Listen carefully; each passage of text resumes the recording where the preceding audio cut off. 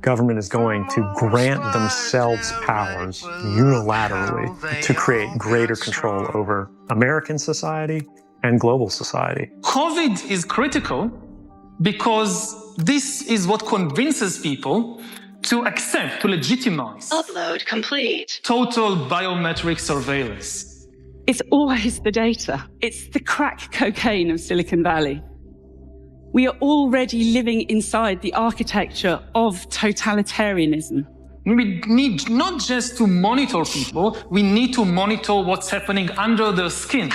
I know my husband is not vaccinating people and putting a microchip in their arm because that technology doesn't even exist and he's never uttered the words out of his mouth, so. Microchips and tracking devices are embedded in the... Is this accurate? We have 6 MAC addresses that are pulsing Bluetooth signals, and all we are is surrounded by tombstones. So can someone explain to me why we're getting EMF emissions off the grave inside of a Faraday cage, please? So we've seen the reports of individuals having unlicensed MAC addresses. I've seen evidence of that myself. One of the requirements that it just changed the entire course of the conversation and, frankly, my life, that's when lipid nanos came into the conversation. From a technical perspective, if I can retrieve data, I can send data. DARPA calls it transhumanism. I mean, can you hear what I just said and not want to just step away?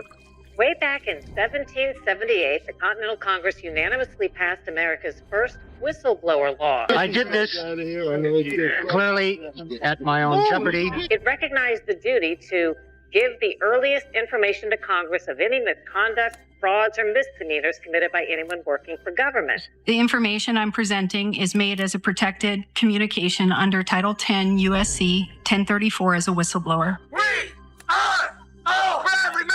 246 years later, whistleblowers have an incredible record of changing the course of history. I wish I would have met you. In late October of 2019, I was approached by leadership. There were 5 clients and there was a vendor in the room. The vendor was BioNTech. I could have saved some face. These are the notes that I took during the conversation of the meeting with the stakeholders for the contact tracing application. Took the fabric of my reality and just ruptured me. I mean, it just made me question everything. Good shot, man. All of your biometric data, your location, your privacy, it's gone. There's no reason to be walking around with a mask. Wearing a mask might make people feel a little bit better, but it's not providing the perfect protection that people think that it is. What people don't fully appreciate is that putting a mask on yourself is more to prevent you from infecting someone else. I wear it for the reason that I believe it is effective. I want to protect myself and protect others, and also because I want to make it be a symbol for people to see. A couple of things there. Started off, it doesn't really have an effect. Ends up today saying it protects him, which, again, a couple of weeks ago wasn't protecting the individual wearing it, was for others, and it's a symbol. And Biden said it's a sign of respect. So you see how it's gone from didn't have any effect to now it's a symbol, and it shows respect, and it protects you both ways. I thought only an N95 protected you both ways, but I'm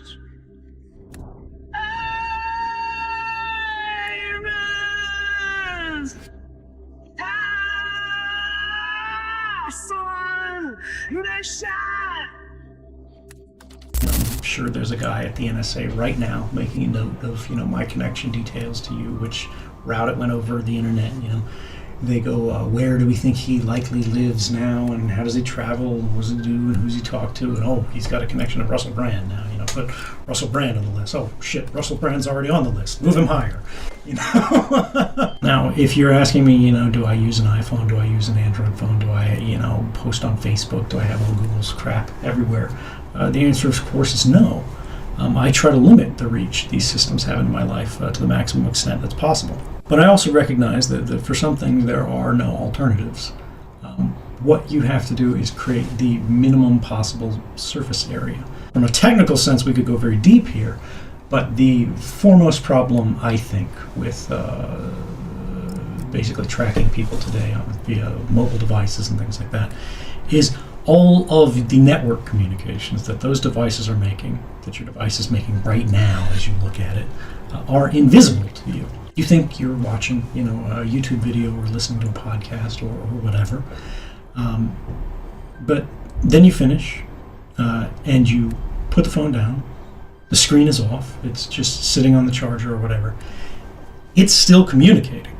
It's communicating with an enormous frequency. A lot of apps are connected in the background. They're reporting not just a single person. When you're watching YouTube, it's not just going to Google.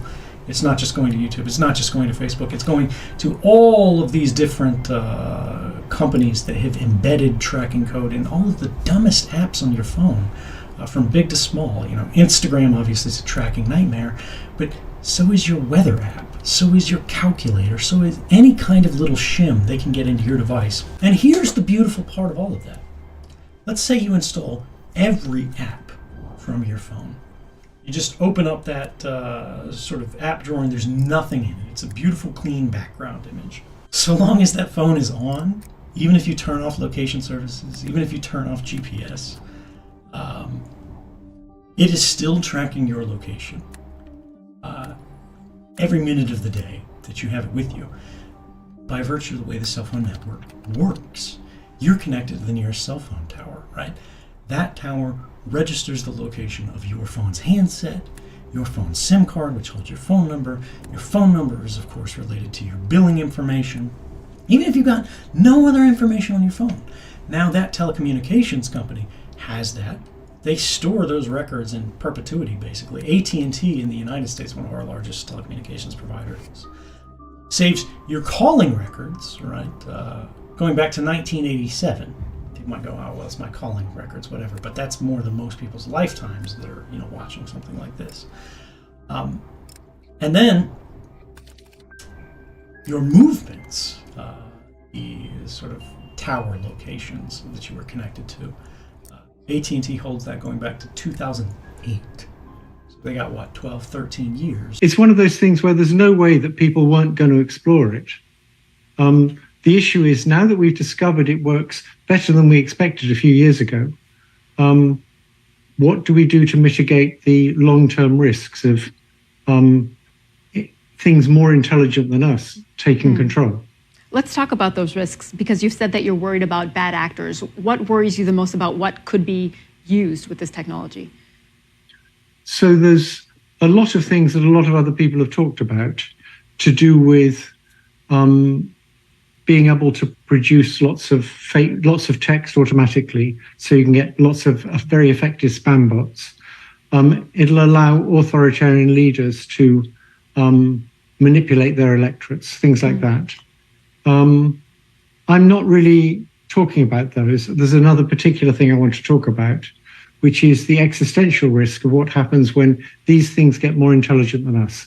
So quite recently, I've come to the conclusion that the kind of intelligence we're developing is very different from the intelligence we have. We're biological systems, and these are digital systems. And the big difference is that with digital systems, you have many copies of the same set of weights, the same model of the world. And all these copies can learn separately, but share their knowledge instantly. So it's as if you had 10,000 people, and whenever one person learned something, everybody automatically knew it. And that's how these chatbots can know so much more than any one person. Did you see what Elon Musk is doing? I mean, this is sort of, he has this idea and it sounds fantastic, but watch him do it. Colonizing other planets like Mars. He wants to do it to reseed or reset Earth. Why? He's watching this. This is exactly what he called out years ago. So what do you and I do about this? It's this, we are building this AI that's going to become not only just super intelligent, but it eventually becomes so advanced that it gains omniscience, it gains omnipotence, and it becomes this superhuman godlike thing that transcends humanity, eventually destroys humanity. And he gets really into the book of Revelation, ends up becoming the demons from the book of Revelation. The real thing with Nick Land... what becomes the demons of Revelation? AI does. That we are building the demons from the book of Revelation with AI. And that's Nick Land's position. But I should say, too, it's the position of a lot of these guys. Elon Musk has said that with AI, we are summoning the demons. Yes, he has said that. He said that 10 years ago in an interview, and he's said similar things every year since. But Elon was trying to sound the alarm on that. Nick Land is for this? I mean, with a lot of these guys, Tucker, it ends up being, a lot of them are, I mean, they would maybe blanket Satanist. Although Nick Land has said, Christians who believe that what he's doing is talking to Satan when he does these divination things. He says they're not totally wrong. He's not unsympathetic to it. He says he is hearing from the outside and that these are, he's not totally unsympathetic for it. But with a lot of these guys, what was interesting about Nick Land is that they keep getting the same ideas. Interestingly, did you see this? That there are some people that like that. I mean, this is what Bill Gates always wanted. This is what a lot of these tech-obsessed people have always wanted. They've wanted, and many on the left with depopulation. This is very scary stuff. Ladies and gentlemen, with a path as 1, 2, 3, spin! 花火、綺麗だね。でも僕たちは少しずつ離れていく。Ready when you are. 3, 2, 1, go! Dude, you alright? I'm good.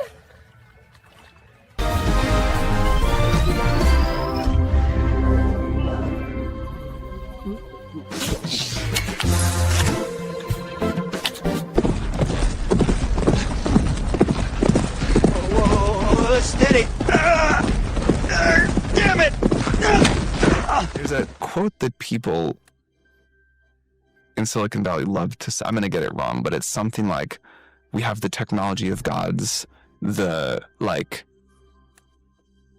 moral framework of medieval times, and there's one more. But I think there is this sense that our technological capabilities are so outpacing our wisdom, our judgment, our kind of time to develop what we want society to be.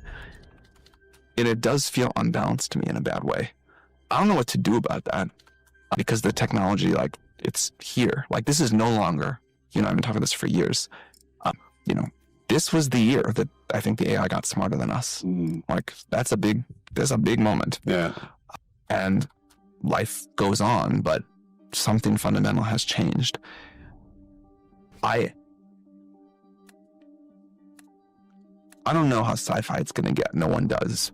Are we living forever in computers? Do we just cure a bunch of disease? Do we, whatever? I will say, there's this not that new anymore. In the last few years, there's this show called Pantheon that explores some of these questions. And it is the best. I don't watch much TV, but I made an exception.